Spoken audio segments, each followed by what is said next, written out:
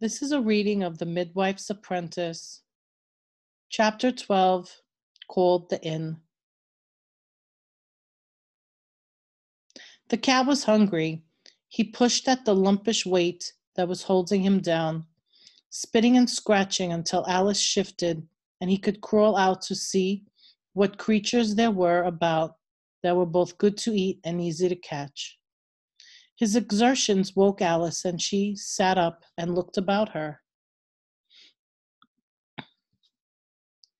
At first, she made to stretch and smile and face a fine new day. Then she remembered. It was afternoon.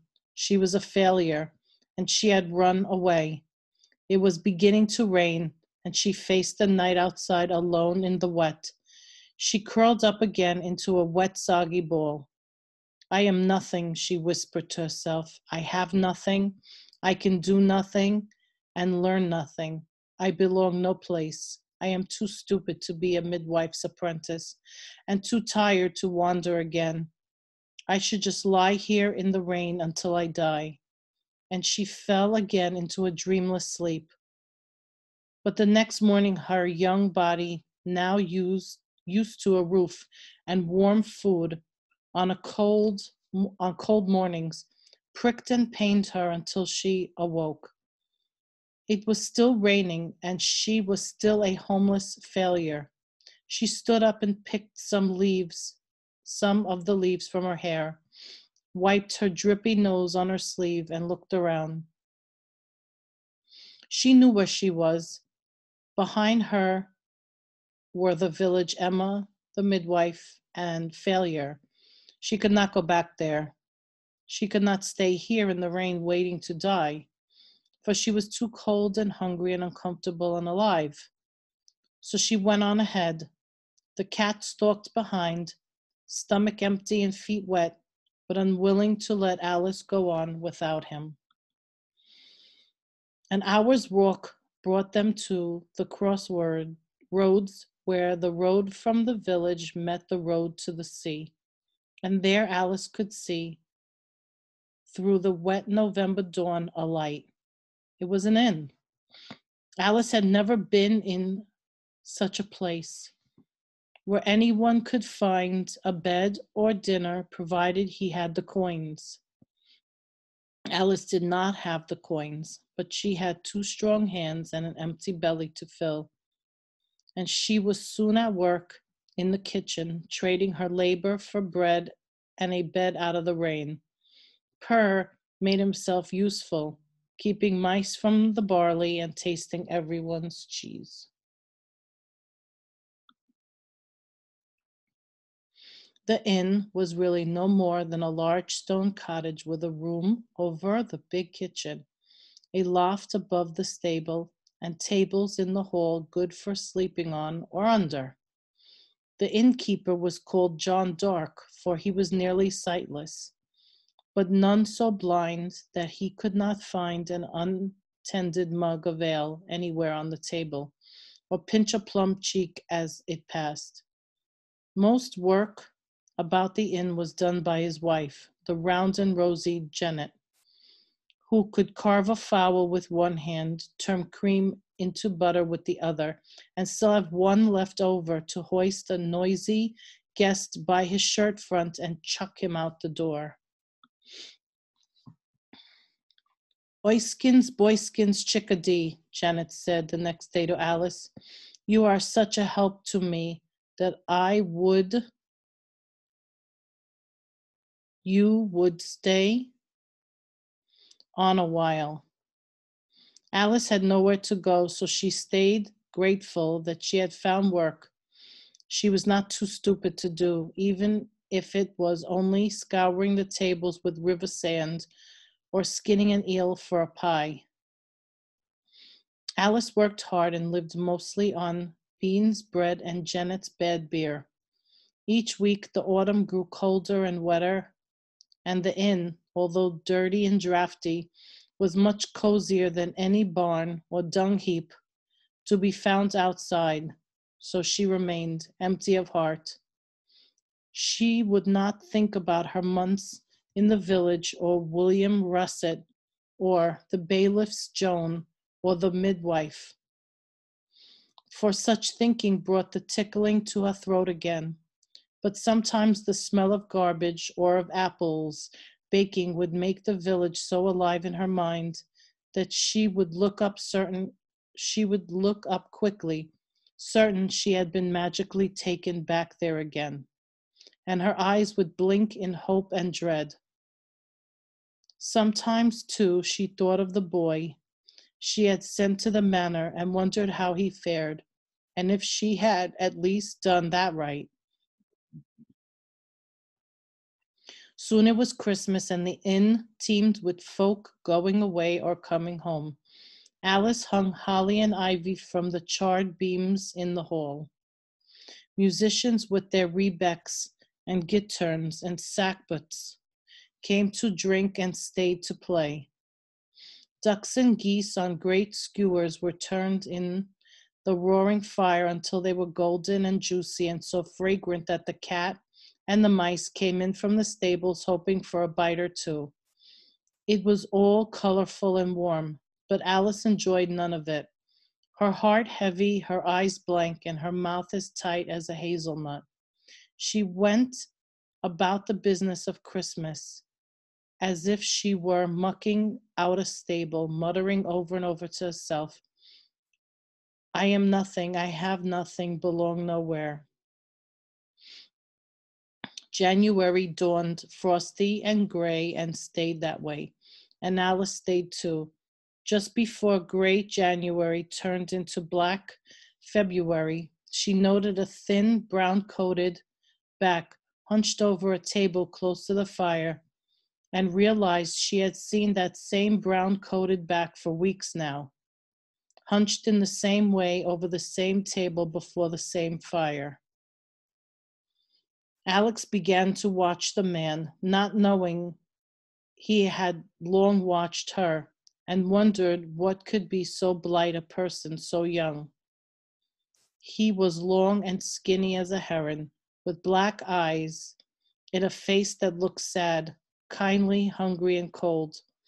She thought at first he had the pox, for his long face, long nose, and long yellow teeth were all spotted, but it proved only to be ink, splattered as he pushed his quill pen furiously along. Corpus bones, she thought, he is writing. That is a man who can write. She kept her eyes down as she served him his bread and ale, barely daring even to breathe the same air. She who was too stupid to be a midwife's apprentice. While they watched the big sow drop 7 piglets one dark afternoon, Janet told Alice about the brown-coated man. Magister Reese, it was said, was a renowned scholar, staying at the inn for the winter. He was working off his room and board by keeping accounts and penning letters for guests while he finished writing what was rumored to be a great and holy book. Alice studied the man. She noted that John Dark liked to sit near him, for he was careless of his ale, that Janet made sure to give him the smallest portion or the toughest meat, for he ate what was given and never complained, that he never scolded Tam, the kitchen boy, who had been kicked by a horse and was not right in the head, even when Tam spilled beer or bacon fat on his papers, and that only the geese seemed awed by him, scattering hurry-scurry when he entered the inn yard, lest another tail feather go for a quill pen.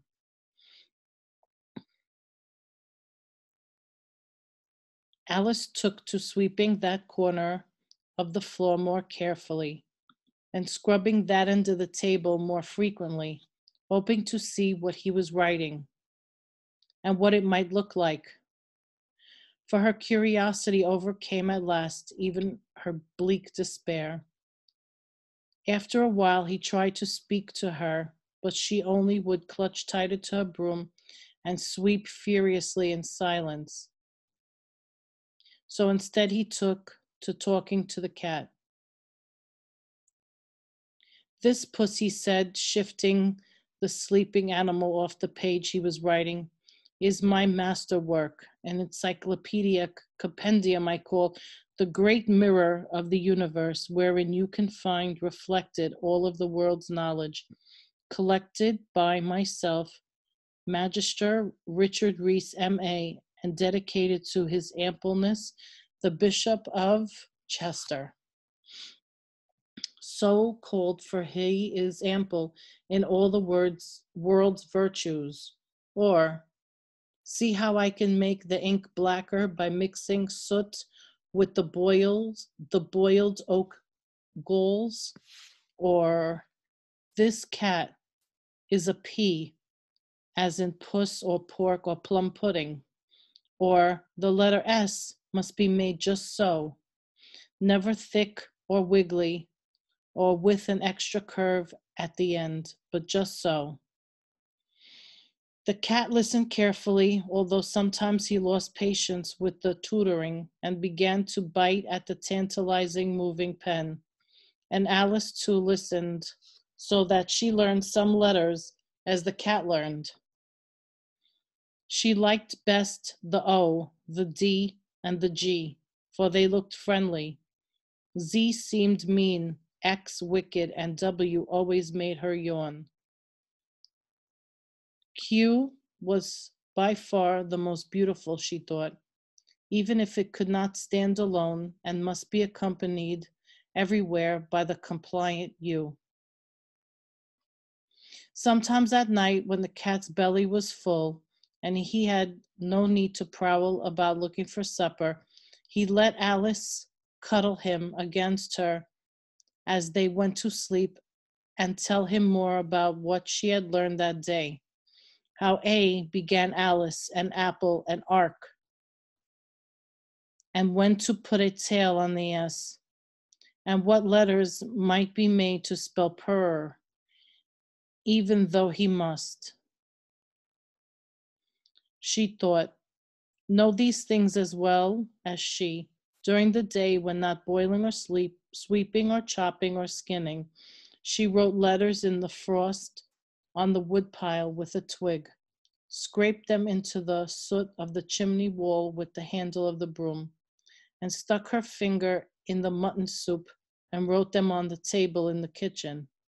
At night she found them written out in stars in the clear, cold sky. Once Alice knew all the letters and a number of combinations. Magister Reese began teaching the cat words, reading aloud bits of wisdom from his great encyclopedia. As a result, Alice heard about the heavenly planets circling the earth in hollow, transparent spheres, about the great empire of the Romans that once stretched all the way to Britain, about the faraway island of giant ants who walked upright and mined for gold. She learned about the 4 humors that govern the body and how to plant corn by moonlight and where the antipodes are. And still he had not said a word to her.